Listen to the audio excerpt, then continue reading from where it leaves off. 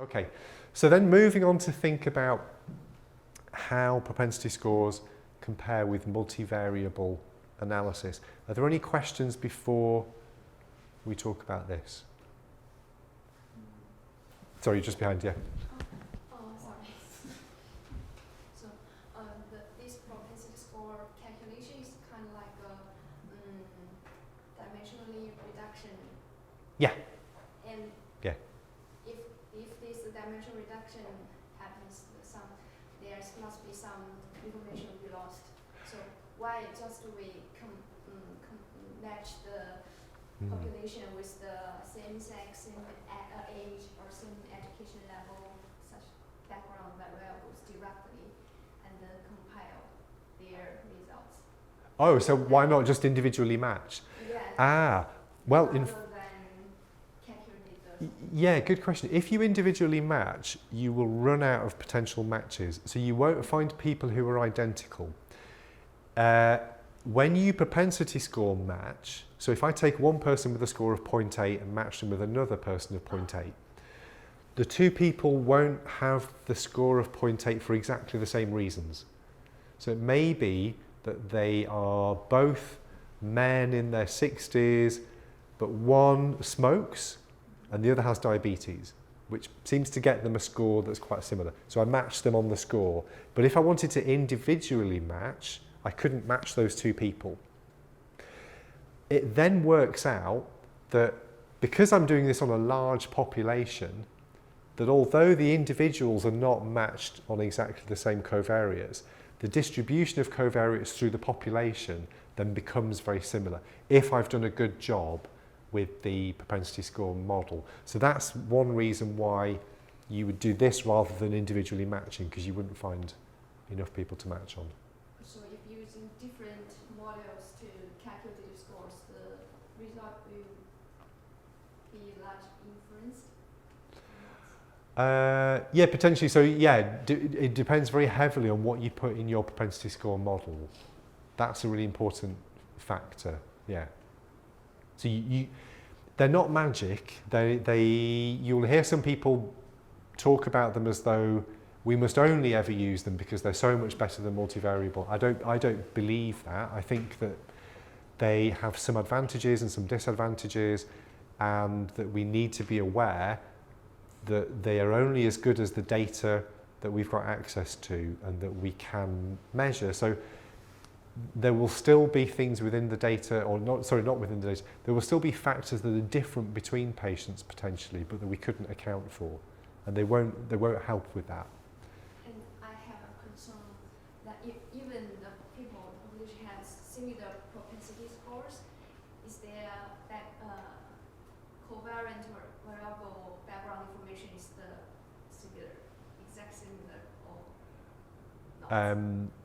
Even the scores is same, maybe their background information is not similar. So do you mean you're worried because my people with score 0.8, one of them's a smoker and one's got diabetes?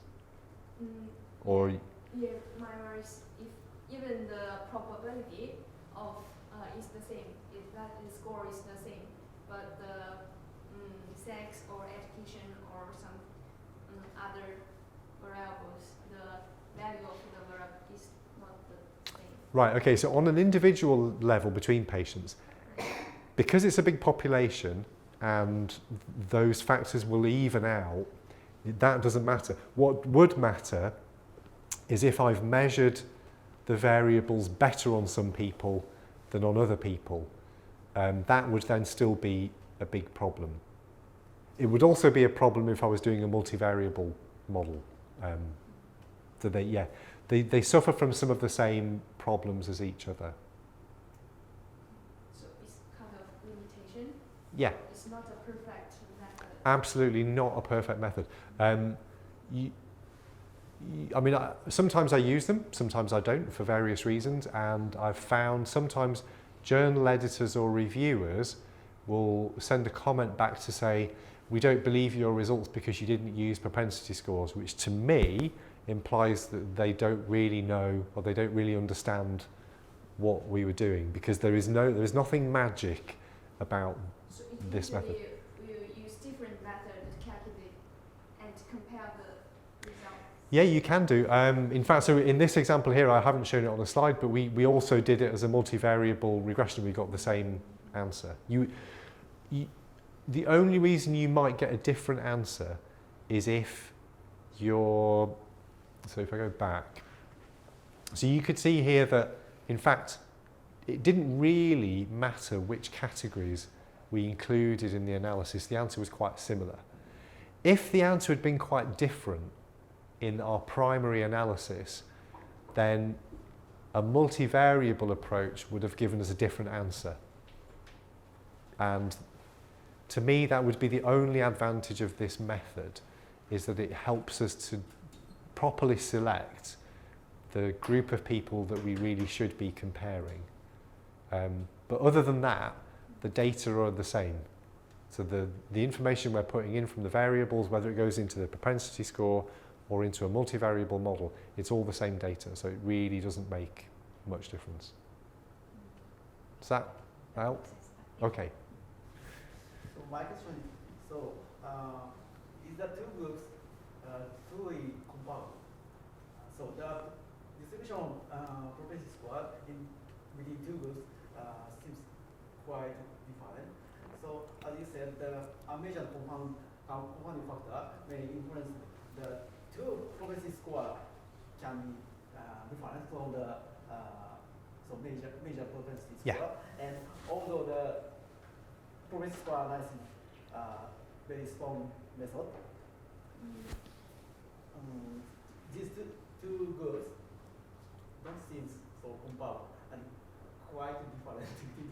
And so no statistical method can completely adjust the difference between two groups. So are there any good method to So you're absolutely right. It's possible that, so I mean, using the propensity score means that we were able to adjust for the differences between groups that we could measure. But in the same way as it would happen in a multivariable model, if the data that we've got are imperfect, and they are imperfect, or if there are other variables that we should have included but we didn't have access to, then there could be residual confounding. There could absolutely still be all of those problems that we haven't got around. We have to make the assumption in our final model that all other confounding has been dealt with, and we know this isn't true. Okay. We know this isn't true, but we have to make the assumption and then say a limitation is that we could still have other confounding. But yeah, we can't get around that. Yeah. Okay. Yeah. My question is about variable selection. Can we use same variable to calculate propensity score and logistic regression adjust to adjust for confounding? Yeah. Yeah. You can do, in fact. So, if we've done matching rather than adjustment, it turns out that when you do matching between exposed and unexposed on their propensity scores, if you do a great job, then the balance of covariates is going to be very good. Sometimes, even when you pick the best match, let's say that the distribution of ages is a bit different between the two groups, then in your Poisson model or Cox model, you could then also adjust for age. That would be completely fine. Yeah. Can you talk something about high-dimensional propensity? High-dimensional. Has anybody come across the term high-dimensional propensity scores? These are, so I've shown you an example here where there were 30 variables in the model. You could have a model where you have about 500 variables. Okay, so you would never do this in a multivariable model because it would just break down. But the theory is, so let's take diabetes as an example. So I could split that into, so in my propensity score here, I simply have a binary variable, does somebody have diabetes, yes or no? You could split that into, does somebody have type 1 diabetes or type 2 diabetes? If they've got type 1 diabetes, do they consult their GP for it rarely, occasionally, or very frequently? And if they've got type 1 diabetes, are they taking insulin, yes or no? If they're taking insulin, are they taking high dose or medium dose or low dose? If they're type 2 diabetes, are they taking insulin plus oral antidiabetics? So there are whole ways of then going into much, much more detail on what might be considered to be a single variable. And the theory behind this is that we will not only better adjust for those individual confounders, but we may also, by proxy, adjust for things that we can't measure, like frailty, for example, because maybe the frailer patients need to consult more often for all of their diseases. So even though we don't have a measure of frailty, maybe we will by proxy adjust for it. And there are then automated ways of looking at the data to work out which of these many high dimensional variables are most associated with the outcome that we're interested in, how are they associated with the exposure, and how common are they in our data set, and then ranks these variables so that we can choose the most common 500. Yeah. So this is a different way of looking at propensity scores. Yeah. So you mentioned that there could be maybe 50, 500 variables, for example.